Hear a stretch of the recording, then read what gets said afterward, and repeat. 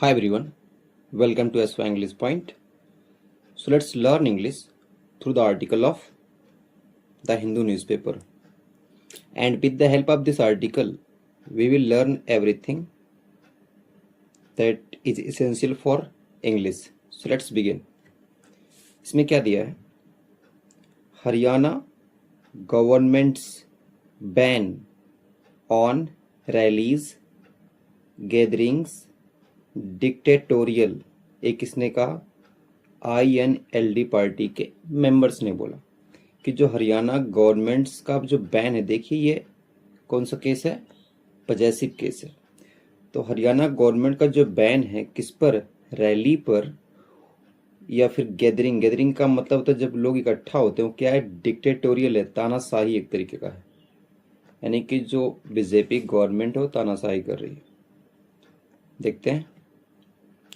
INLD chief Abhay Singh Chautala, ये कौन है? अभय सिंह चौटाला कौन है? ये INLD पार्टी के चीफ है।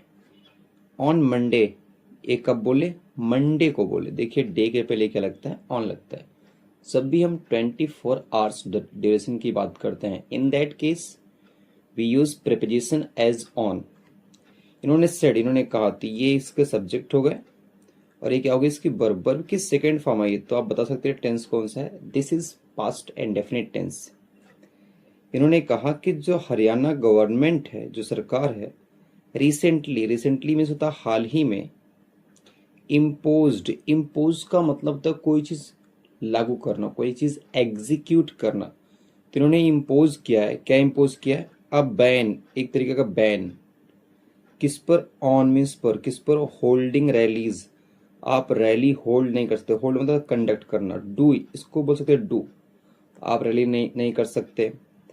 Taking out procession, take out का मतलब था निकालना। क्या? प्रोसेशन मतलब होता कोई जुलूस निकालना।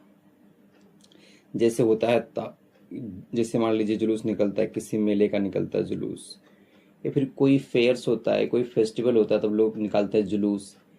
तो जुलूस भी नहीं निकाल सकते हैं। एंड मीन्स और होल्डिंग लार्ज गैदरिंग्स, और बड़ी भीड़ भी इकट्ठा नहीं कर सकते। लार्ज मीन्स क्या होता है? बड़ी, ये एडजेक्टिव है। ए मूव, एक ऐसा मूव है। मूव का मतलब एक ऐसी पहल है, किसके द्वारा?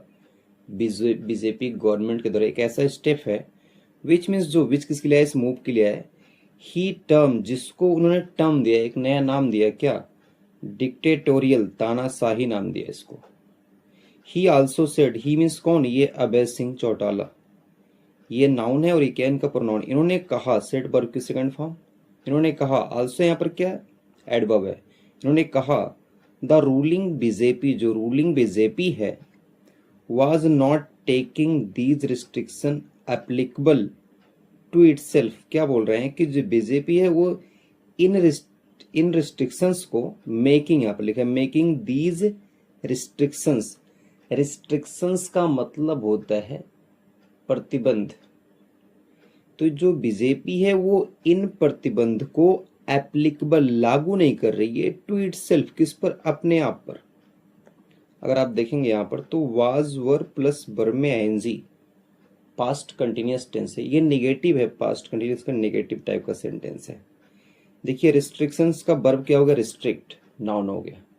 जो एप्लीकेबल है ये क्या है? ये एडजेक्टिव पार्ट्स ऑफ स्पीच है। इसका नाउन क्या हो जाएगा? अप्लाई, नहीं, इसका नाउन हो जाएगा एप्लीकेशन, और वर्ब क्या हो जाएगी? अप्लाई हो जाएगी। टू यहाँ पर क्या है? प्रीपोजिशन, और इटसेल्फ क्या है? ऑब्जेक्ट है, रिफ्लेक्सिव ऑब्जेक्टिव है। किसका? बीजेपी का। एड्रेसिंग, एड्रेसिंग का मतलब होता है स्पीकिंग। आप प्रेस कॉन्फ्रेंस, कॉन्फ्रेंस का मतलब होता है गैदरिंग, कोई भीड़ है। भीड़ किसकी है? प्रेस का। प्रेस मतलब वहां पर मीडिया पर्सन है। तो मीडिया पर्सन से बात करते हुए कहां पर? इन चंडीगढ़। कहां पर? चंडीगढ़ में। मिस्टर चौटाला ने कहा, सेट मीन्स कहा, जो बैन है imposed by the Haryana government, जो प्रतिबंध है जो लागू किया गया, किसके द्वारा? हरियाणा गवर्नमेंट के द्वारा। कब? ऑन जून 10 जून को। रिगार्डिंग मीन्स से संबंधित, किसे संबंधित? रैली से, या फिर सिटिंस का मतलब तो जब कोई बैठकर धरना देता उनसे, या फिर प्रोटेस्ट विरोध से, एंड होल्डिंग लार्ज गैदरिंग, या फिर बहुत बड़ी भीड़ इकट्ठा करने से, ये सब क्या है, इज मीन्स है अनडेमोक्रेटिक, ये जो लोकतंत्र है उसके बिल्कुल खिलाफ है।